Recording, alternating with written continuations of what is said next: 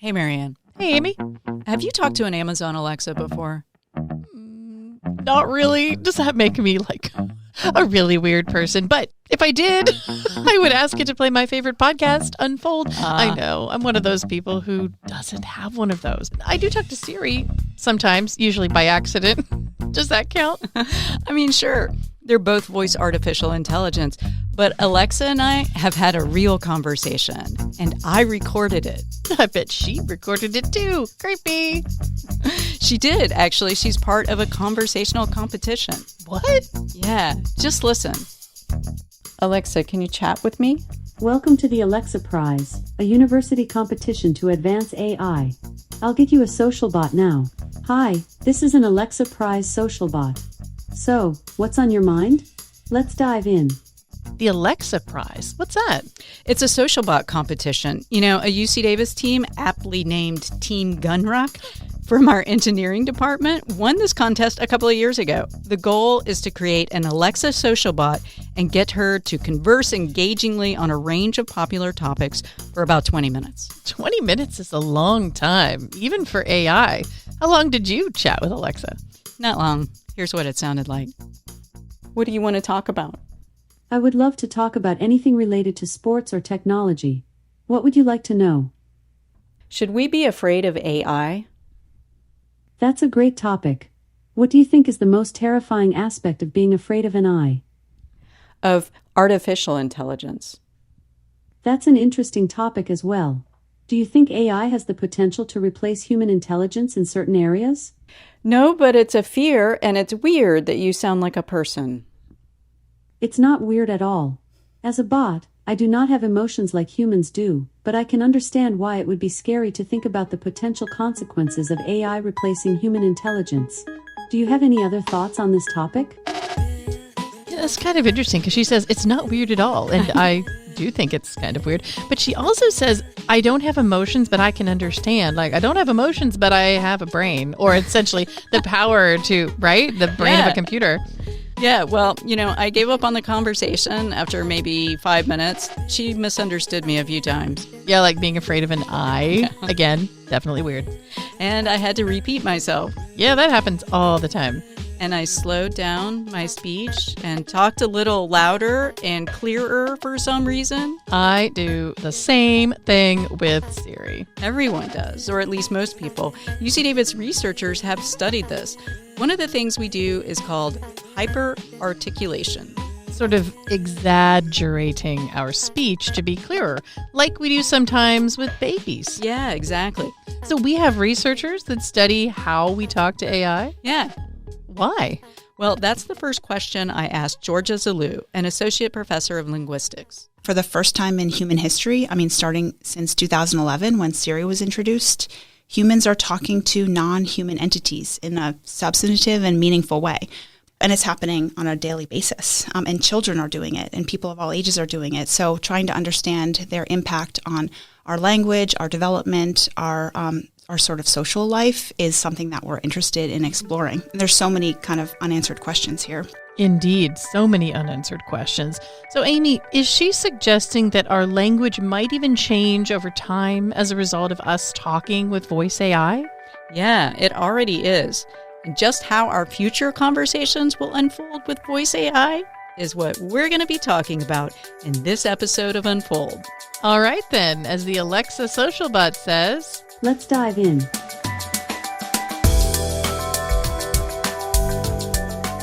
Coming to you from UC Davis, this is Unfold. I'm Amy Quinton. And I'm Marianne Russ-Sharp.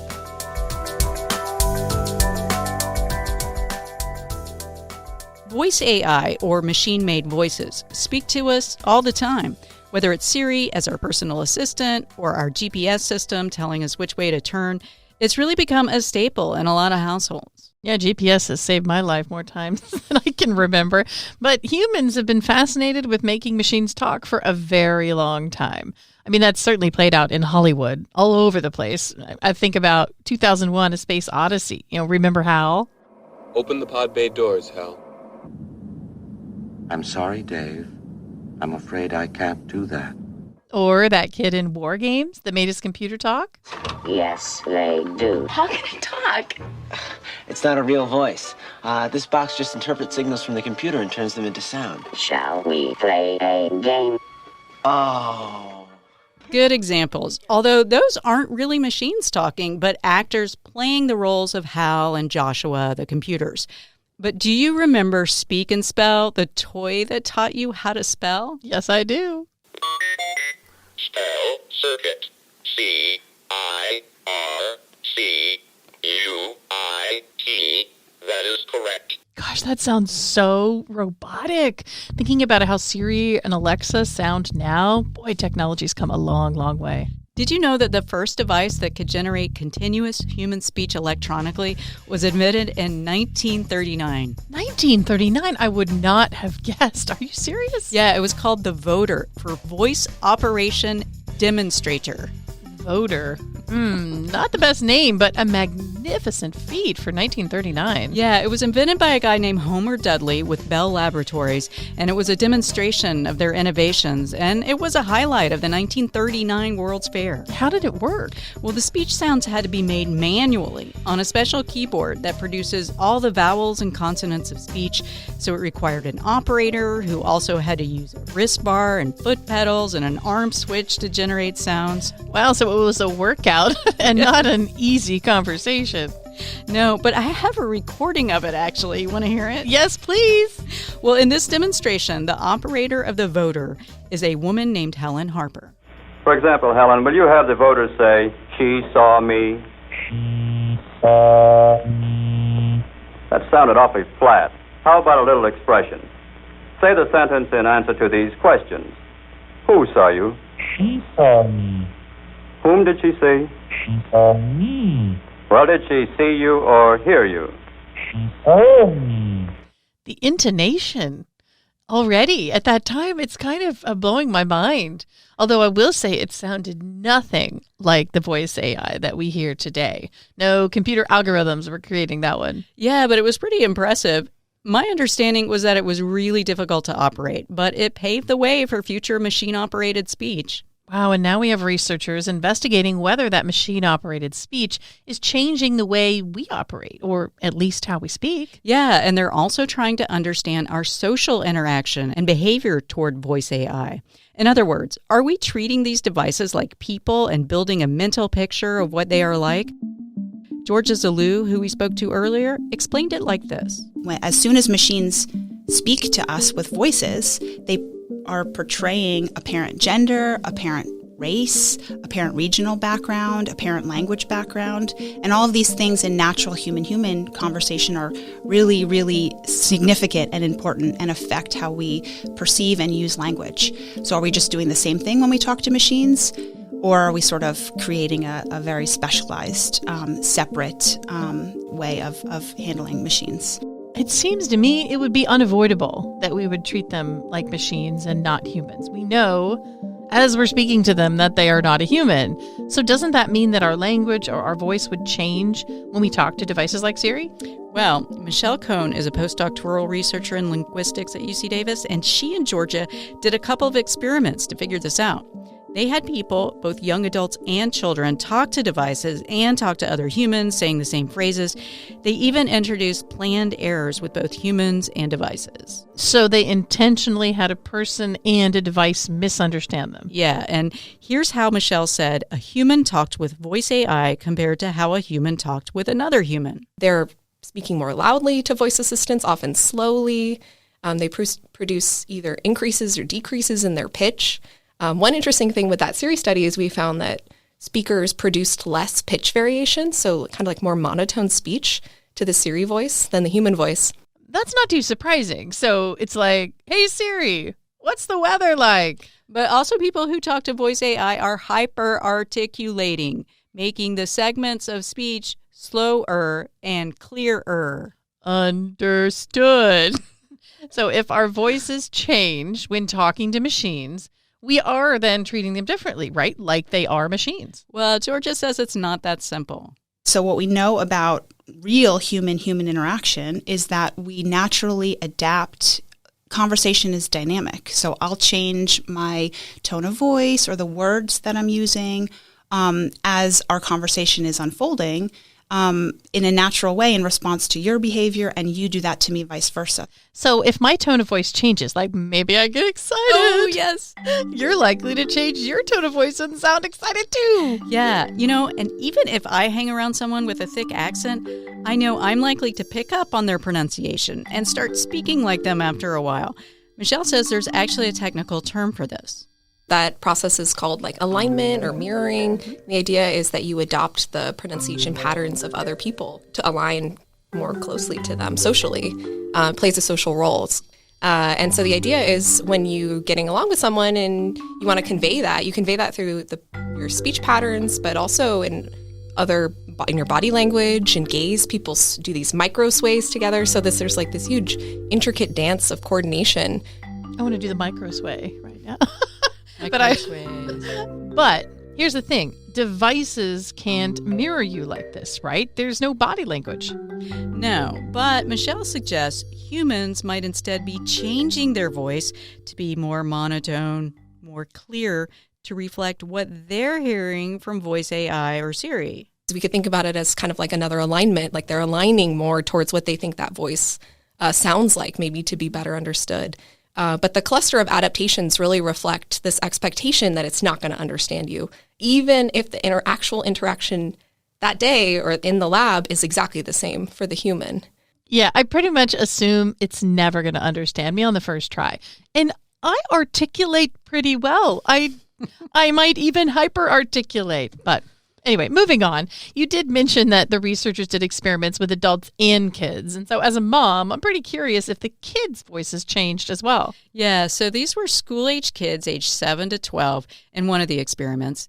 See if you can tell a difference with this exchange. The first one is between a child and a human. What's number 3? The word is side. I heard side. Say the sentence one more time. The word is side. Okay. Now see if you can hear the difference between a child and a device. What's number 3? The word is kid. I misunderstood that. I heard kit or kid. Repeat the sentence one more time. The word is kid. Got it. Could you tell the difference? Yeah, on the word kid, you can hear the D. The D is overemphasized. Yeah, I could also tell that she was slowing down her voice a little bit. Yeah. I think it's very slight, but Michelle and Georgia say it's a significant difference. Kids actually produce even more kind of evidence that they perceive the device as having a barrier. People hyper-articulate to devices, and kids do it even more. Bigger, like there's a bigger difference between humans and devices for kids than adults produce. It's consistent with this idea that they're building these mental models, and they're also learning how to adapt their speech in different communicative situations, kind of getting back at what is it revealing about us as humans?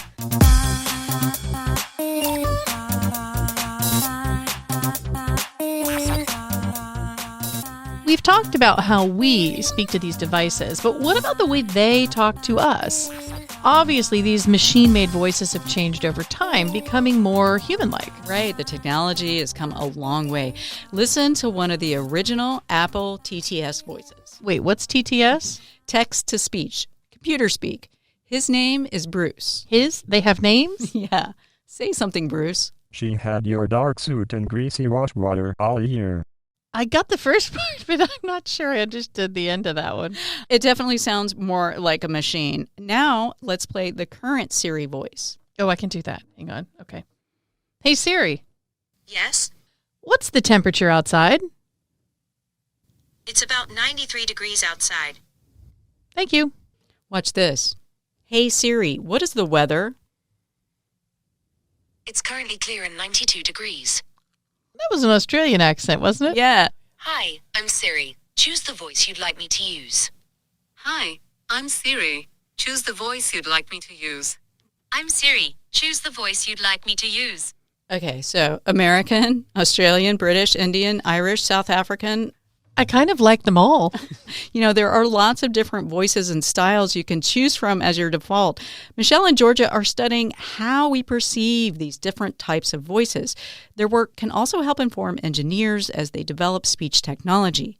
The original Siri and Amazon Alexa voice was a type of speech called concatenative. Concatenative? What's that mean?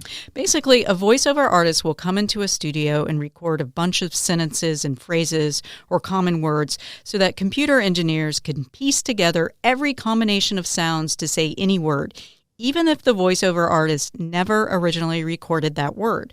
For example, the original Siri voiceover artist was a woman named Susan Bennett, and she sounded like this. Hi, I'm Siri. I'm a digital assistant on Apple products. I will show sentences on the screen. Please read them aloud to me. They will always be in... Michelle says one thing is very clear about that voice. It sounds discernibly choppy.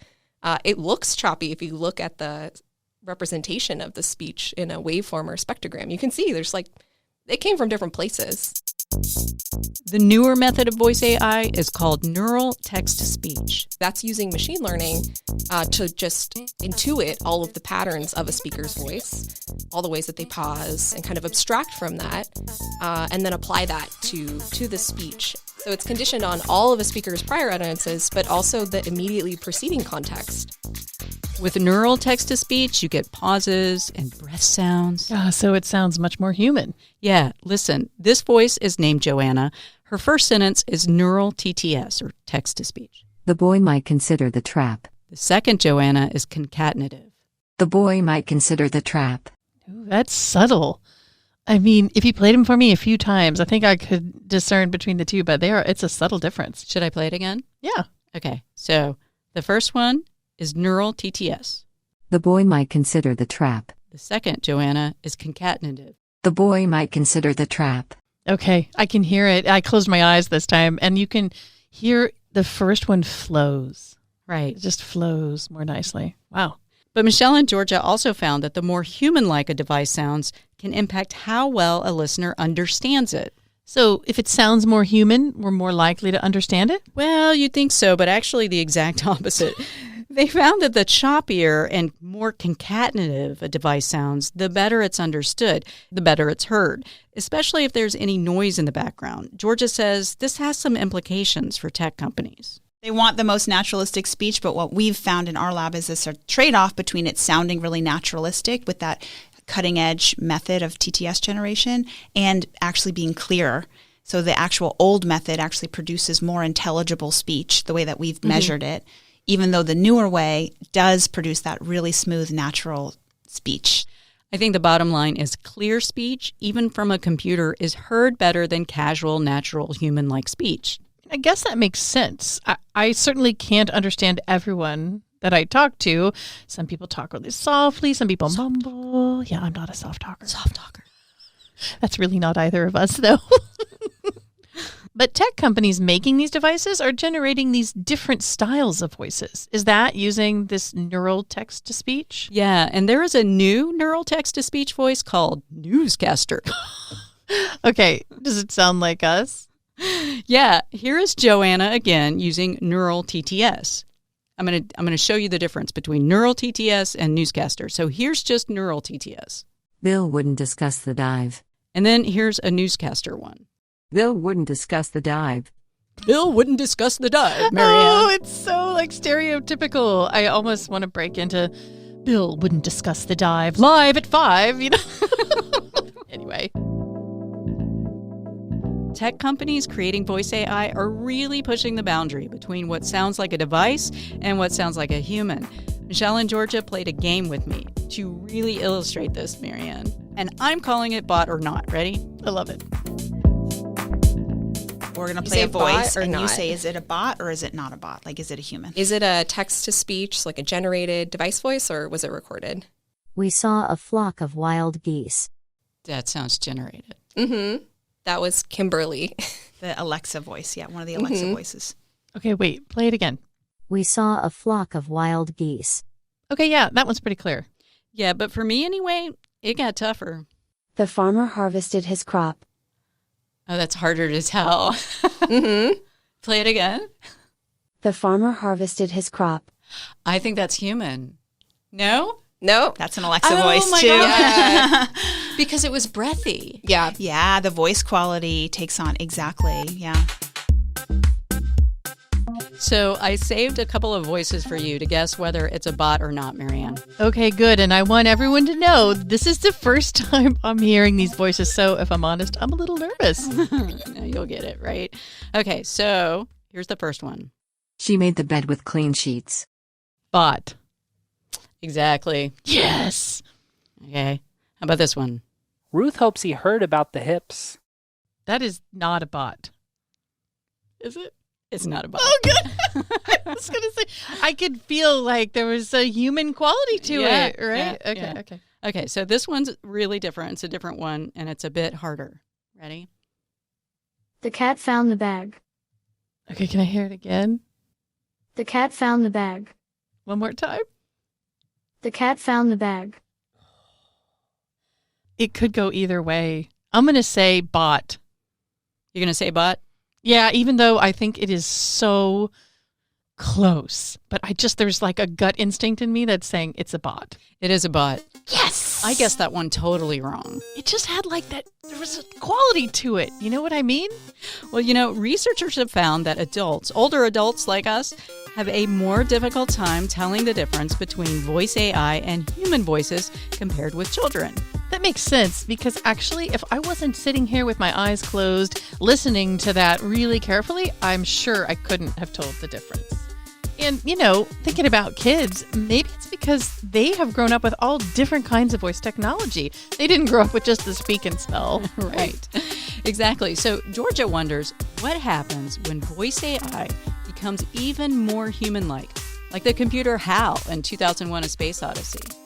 Our worst fear is that a computer or a machine is kind of too smart for us and sort of takes over. This mission is too important for me to allow you to jeopardize it. I don't know what you're talking about, Hal. Oh, yeah, that gives me that creepy feeling. Yeah, Georgia says there's actually a technical term for it. When a non-human entity is kind of too human, we kind of get creeped out by it. Right? It's called this uncanny valley effect. And these voices are now getting more and more naturalistic. So we're kind of curious, what does that mean for as we're talking to a device, we know it's a device, but it sounds just like a human. Will that create that sort of uncanny valley effect or not? And yeah, this is one of the lines of research that we're interested in. Okay, so I kind of created a faux uncanny valley effect in college. What? Okay, this is really weird, but when I went to college, this is dating myself, you used to have to register for classes on the phone, and the voice in the phone system really sounded similar to my voice, I thought. And I guess now with everything I've learned in this podcast, I'm not sure if it was based on a human voice or if it was computer generated.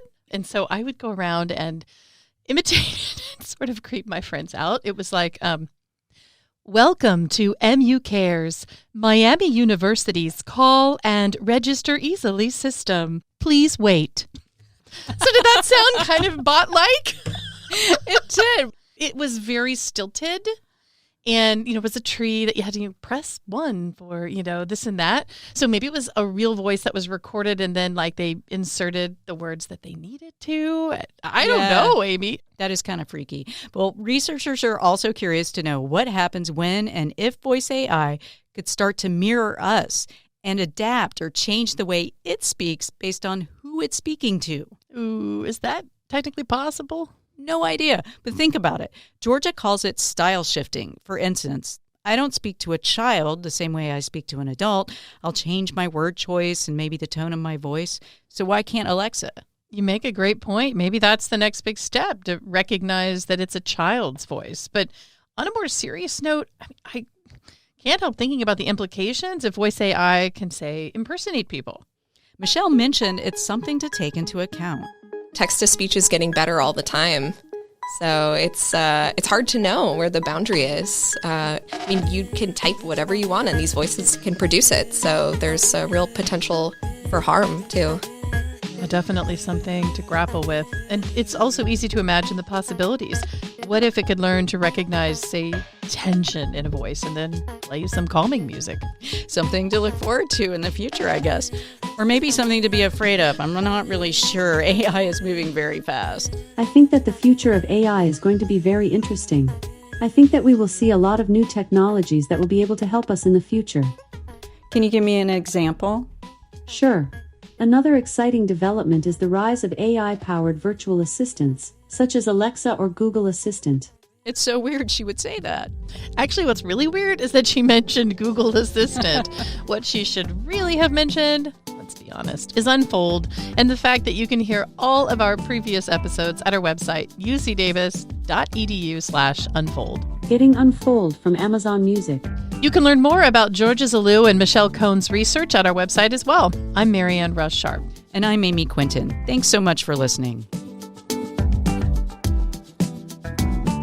Unfold is a production of UC Davis. Original music for Unfold comes from Damian Barrett and Curtis Jerome Haynes. Getting Unfold from Amazon Music.